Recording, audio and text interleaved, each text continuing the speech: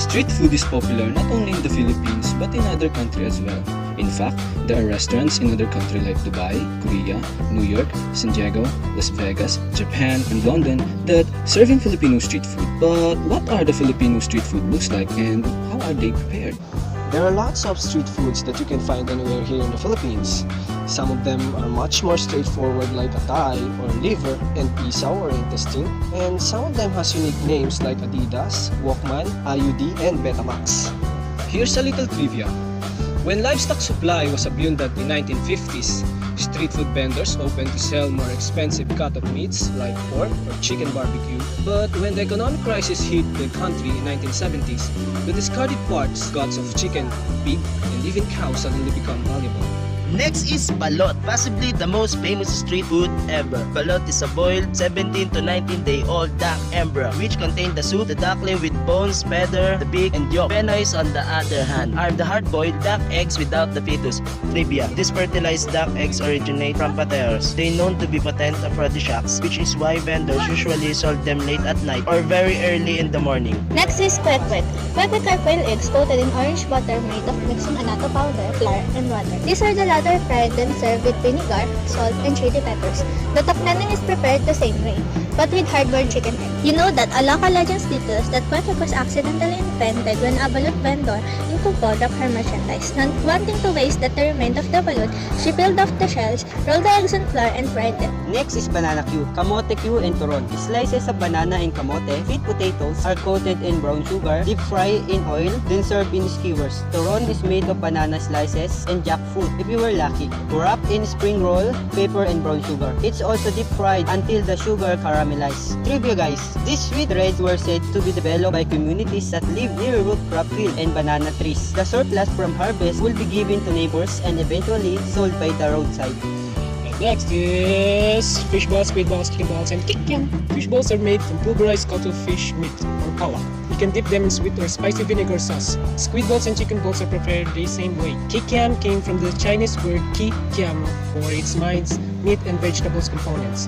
Trivia! The first fish balls were actually whiter and rounder before, but to cut costs, manufacturers produced cheaper yellow fish balls which were shaped like the ones we enjoy today. These newer versions were sold wholesale in Chinatown, and they actually contain 20% fish meat, with the other 80% comprising mostly flour and seasoning. And of course, eating street foods are not complete if there's no panulak or drinks. Palamig is the best panulak while eating street foods. The best flavor of palamig is made from caramelized black sugar combined with gulaman, sago, and cold water.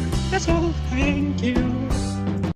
Bet you guys are totally craving for street foods right now. But don't worry, we will go outside to interview some citizens about why Filipino street food is so popular, not only in our country, but in many other countries as well. Let's go!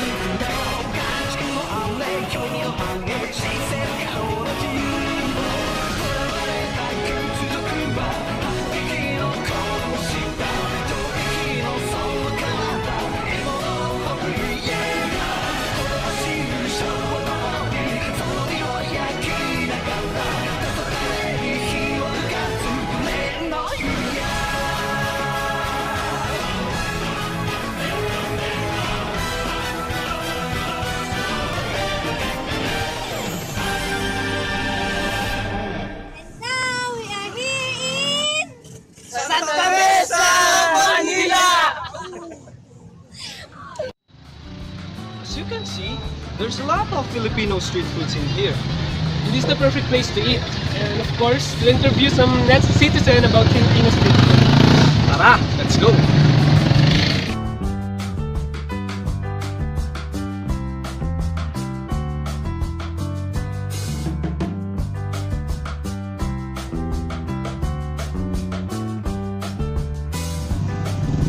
Sa inyong palagay, ano ang dahilan kung bakit sikat sa mga taga-ibang bansa ang Pinoy street food. Sa tingin niyo po ba, masarap po ba ito para sa kanila o hindi? Sa tingin ko po, masarap siya kasi ayun nga po, pasok sa panlasa nila kahit na dito lang naman sa lugar natin. Ganun. Ate Maylix says, mga exotic food. Ayun. Sige po, salamat po. Ano ang dahilan kung bakit sikat sa mga ibang bansa yung Pinoy street food? Sa tingin niyo po ba masarap ito sa kanila? Okay kasi, for me kasi parang unique kasi siya.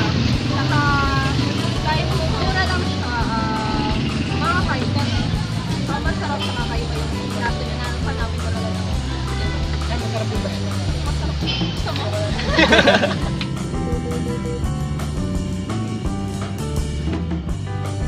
Sa inyo pong palagay, bakit sikat po sa ibang bansa yung street foods? Masarap ba to sa panlasa ng parehan o hindi? Sarap. Siyempre sikat tayo. Tunay tayo. Masarap ang palasa ng pamilya. Palagay po, bakit po masarap sa mga taga-ibang bansa yung street foods? Una-una, dito lang sila nakakakita ng mga ganyan street food. Sa ibang bansa wala. Dito meron taho, meron mga ice cream, kain. Ipais lang po. Salamat po. Kuya, sa inyo pong palagay, bakit po sikat yung street food sa ibang bansa? Sarap, mura, taktong halaga lang. Salamat po. I'm trying dynamite or dinamita. It's a green chili. It's got what looks like a lumpia wrapper. Yes. And it's fried. It's got pork inside as well as cheese, you said? So basically it's a jalapeno popper, kind of, but Filipino style. So we're also pairing it with a mayonnaise and spicy ketchup type thing. Sauce? Fry sauce for Americans in the Midwest. Here we go. Wow, that's a big bite. Yep, it's a jalapeno popper, but this one's very good. A fresh, delicious. A fresh, delicious one. No, seriously, I can actually taste all the individual flavors. It's not like biting into a pile of just like hot oil, which is oftentimes what you get with the jalapeno poppers that we have back home. To be clear, it's not a jalapeno. It's not. It is a green chili. So maybe that's one of the things about it.